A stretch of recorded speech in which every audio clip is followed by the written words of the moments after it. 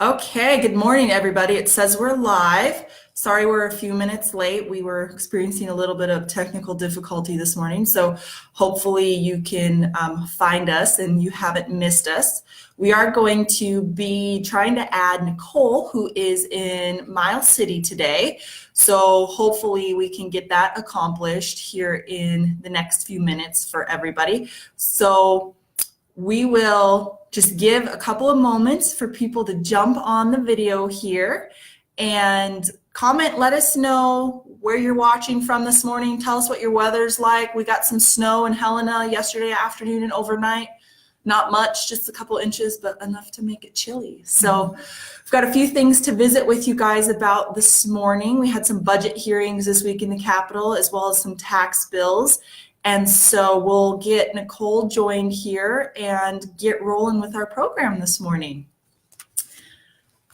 Actually, one other thing that we can talk about while we're waiting for Nicole to join is we inadvertently posted wrong dates in our Boots on the Hill column last week. Not wrong dates, the wrong event on the wrong date.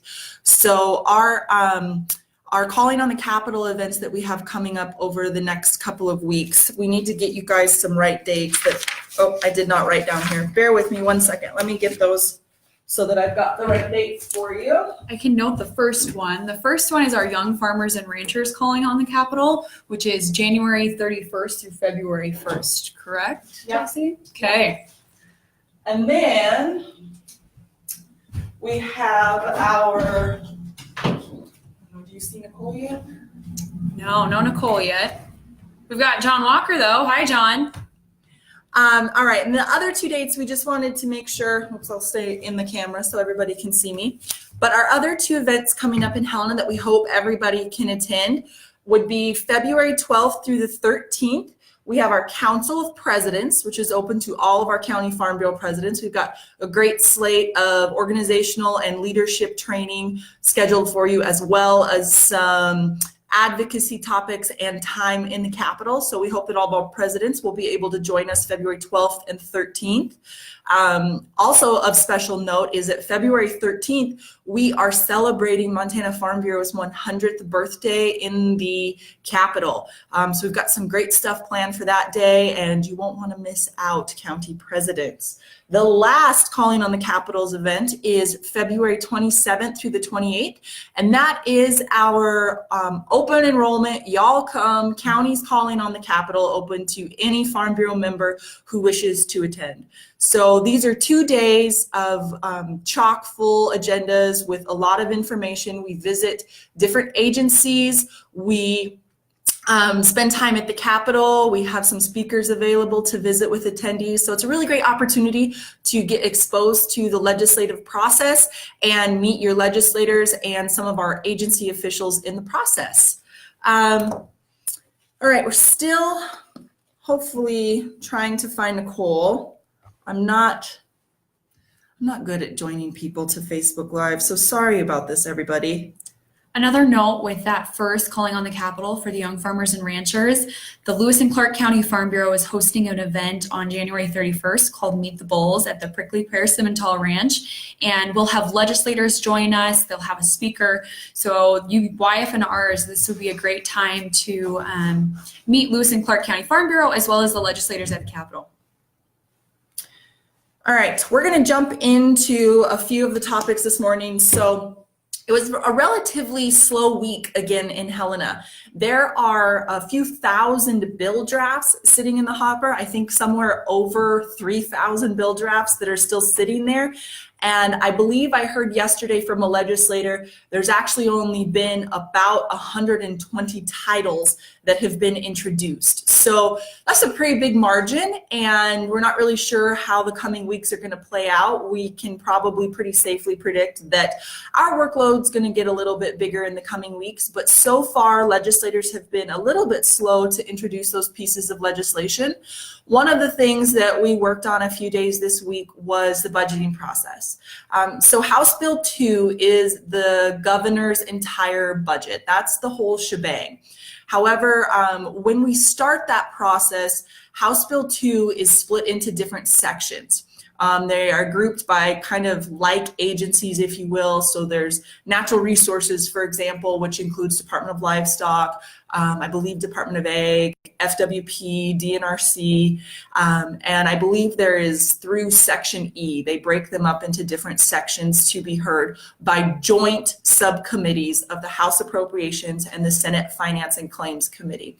So on Tuesday, January 15th, the Department of Livestock had their initial hearing with their joint subcommittee. I attended this hearing, and the hearing went exceptionally well for the department. As many of you know, they have had a really rough road the last few years, budgetarily and legislatively speaking. For about the last 5 years now, we have been working really, really closely with this department to correct some significant financial and budgetary issues that had developed. There was essentially a depleted per capita fee fund. There had been some misuse of brands re-record money, and all of this resulted in the legislature putting some extremely tight sideboards on that department and limiting them to a one-time only budget. Basically, that means that they have to rebuild their budget every biennium and justify to the legislature why they need it. They had no base budget funding available to them that they started out with. So that happened in the 2015 and the 2017 session, and the department has come a long ways. Under some new leadership and with some departmental changes to structure and organization, they've been able to cut a lot of costs and have done really well doing that. They're now boasting a very, very healthy per capita fee balance, which is extremely important to administer so many of those programs that are critical to the livestock industry, whether it be animal health resources, brands paperwork and brand inspectors work, as well as some of the predator control efforts that take place. And they had a great hearing. They were able to demonstrate the progress that they've made. We were there to support them. They are not asking for additional money. They don't have many specific asks. A couple areas in which they are requesting some relatively small amounts of funding would be one in the area of the veterinary diagnostic lab, which is located in Bozeman. That lab has also been something that has essentially been under review internally by the department as well as legislatively and among industry stakeholders. That building is extremely outdated. We're having issues with accessibility to equipment, as well as with the specialists and the researchers we need to have there to be able to do the work required by that lab. But we also believe it's really important for Montana to have this facility and have these diagnostics available to our industry. So there has been an effort underway both by the department and with industry stakeholders to begin researching options for what to do with that lab. Do we move it to a new location? Do we put money into renovating that building? These are all things that steering committee has been working on. So one of the budget requests that the Department of Livestock put in this year was the request for $100,000 in funding to continue that process. They want to put money into some architectural work on design and what it would take to bring that current building up to par, and potentially, if that option proves not viable, to potentially begin looking at other locations if necessary. Secondarily, there was a request in there for funding for another position within the department in the position of a public information officer. So basically what that is a PR person for the department, somebody who handles their communications. And this is a position that the department has done without for a number of years. One of the ways in which they were able to get themselves back on track and right the ship was to not fill vacancies, essentially. So when people left or retired out of the department, they simply held those positions vacant until they were in a better place financially to fill those positions. And so the department is in some areas relatively understaffed, and the public information officer is one of those things. This is a job that we think is pretty important for that department. They deal a lot, of course, with animal health issues, brand inspection paperwork, predator control, as well as surveillance around the DSA. And public relations is pretty critical in all of those situations. So we think it's really important that they have somebody who is in that position and able to communicate not just to media outlets, but also with industry stakeholders as well. So we were really excited to be there and be able to support the department. And again, thank them and congratulate them for the work that they have done to right that ship over the last 4 years, because it has not been an easy task for them. And so I think we've got Nicole here ready to join. If we can figure out how to have you join. If anybody's got any questions for us about anything you've heard or anything we're talking about, please post a comment. We're happy to ask them. And again, give us a shout out when you jump on. We'd be more than happy to. Let's see. Trying to figure out how to get Nicole added, and we are struggling mighty. In the meantime, I can talk about maize and extension, if that works. So similar to the Department of Livestock's budget request, MSU-Extension and Montana's Egg Experiment Station also have to do requests every year in House Bill 2, the governor's budget. And this year, we were delighted to see that both of those programs actually received a bump in funding as opposed to last year's cut. So on Wednesday, I was in the joint subcommittee for appropriations on education, and there was a line out the door to testify on behalf of those programs, which is just testimony for what those programs are doing for farmers and ranchers across the state. A common misconception with both maize and extension, due to their connection with MSU, is that they only operate and benefit those in Bozeman and the university, which is completely not true for most of you. You already know that. You utilize your county extension agent. There are 7 maize farms / research centers across the state that you all utilize. So we were able to come up on behalf of our farmers and ranchers and support those programs and the proposed funding increases for them. So, and that testimony went well for everyone. We don't see a problem with that going forward.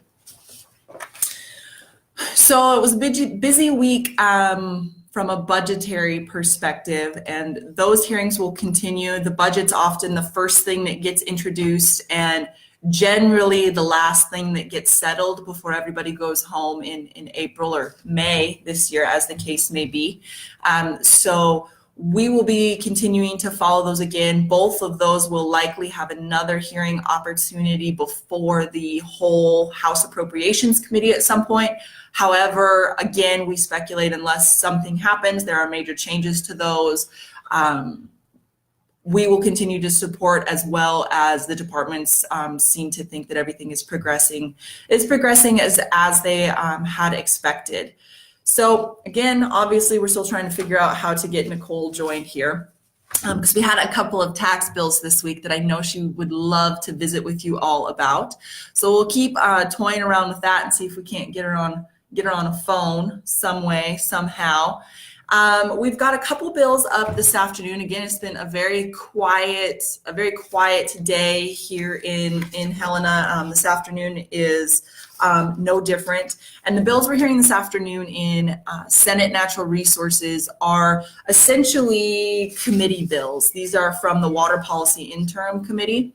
And this bill is being brought by Senator Jill Cohenauer on behalf of the Water Policy Interim Committee. And it's essentially a pretty straightforward, simple bill, and is in reference to the change process for water rights, specific to if you are asked by the Department of Natural Resources to correct anything in the paperwork that you have submitted. Prior to this law, or under current law, I should say, a water user who receives notice that they have to correct information and return it to the department, you're given a first deadline of approximately 30 days, I believe, and then you can submit it again. And then there's another deadline that you have to meet, and it's a little bit convoluted and a little bit confusing. However, the consequence, if you don't meet these deadlines, is that you lose your priority date on your water right, which can be extremely problematic for a lot of water users. So what WIPIC is doing, and Senator Cohenauer on behalf of WIPIC, are just clarifying that process and simply saying that once you hear back from Department of Natural Resources that they might say, hey, we just need a little bit more clarification. Can you provide us some more information on historical use of this right or how you've used it before? You have 120 days. End of story, done. There's no meet this first deadline and then we might kick it back to you and you have another deadline. They are simplifying it to say you have a 120-day period to get this process done. So we'll be there supporting that because we're all about the efficiency of the change process for our water users and being able to put in systems that allow them to work more closely with Department of Natural Resources. So that's going to be up this afternoon, and that's it. It's a pretty quiet week. Next week is shaping up to be equally as quiet. There are a few things on the board that we'll be sifting through and watching, but again, we're off to a really slow start here in Helena.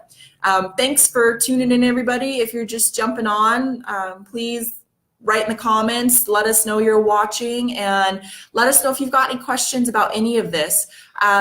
For those of you that did just join, we do want to reiterate that we had a misprint last week that appeared on our blog as well as our Boots on the Hill column where we accidentally misprinted the dates of a couple of our events. So just to clarify, we have our Young Farmer and Rancher Calling on the Capitol event coming up here in Helena, January 31st through February 1st. At the same time as we're here for that event, oh, that's good to know. Thanks, Rebecca. We'll stop waiting for Nicole. All right. So Nicole apparently came on before us because we had technical difficulties and talked about the tax bills. Okay, that's good. I do not have to try to fake my way through these tax bills now. So thanks, Nicole. So returning to my other point, January 31st through February 1st, YFNR Calling on the Capitol. January 30th, if there's some folks that want to come in the night before, because we're starting early on January 31st, is the Lewis and Clark County Meet the Bulls event. This is, I believe, the third session that Lewis and Clark counties have participated in this, and they do a really great job. They bring everybody out to Prickly Pear Simmental for a meal. Legislators are invited, and it's just a great opportunity to visit with your legislators. Sometimes they have a speaker if there's an issue that we feel like needs some education. Otherwise, it's just time for dinner and conversation. So if anybody comes into town the night of the 30th, be sure to get in touch with one of us or a member of Lewis and Clark County Farm Bureau so we can make sure we get you hooked up with that event. Following that, on February 12th and 13th is the Council of Presidents here in Helena, open to all of our county Farm Bureau presidents. February 13th is also a special day as we will be celebrating Montana Farm Bureau's 100th year birthday. So we've got some fun things planned at the Capitol, so you won't want to miss out on that. And lastly, February 27th through the 28th is our counties calling on the Capitol. So we've got 3 opportunities for folks to get some boots on the hill here in Helena, and we've got great agendas for all 3 of those events planned. And so we hope that you can join us for at least one of them. So just a clarification, Meet the Bulls is January 31st. Oh, it is, sorry. Yep, no worries, no worries. So YFNRs, come ready. Sorry, so you're going whether you want to or not. It'll be fun. Yes. All right. Well, thanks for bearing with us this morning. This was a bit of a ugly Facebook Live with some of our technical difficulties. So glad, though, that you guys did get to hear from Nicole on those tax issues because those were 2 that we worked on, or she worked on throughout most of the week. So I'm glad she was able to provide an update on that. Again, please let us know what your questions are, and we'll be glad to answer that. I think that's it. I don't know. Do we have anything else? I don't think so, unless there are any other questions. I think we're set. Okay, everybody, have a great week, and we will see you here next Friday. Bye. Bye, guys.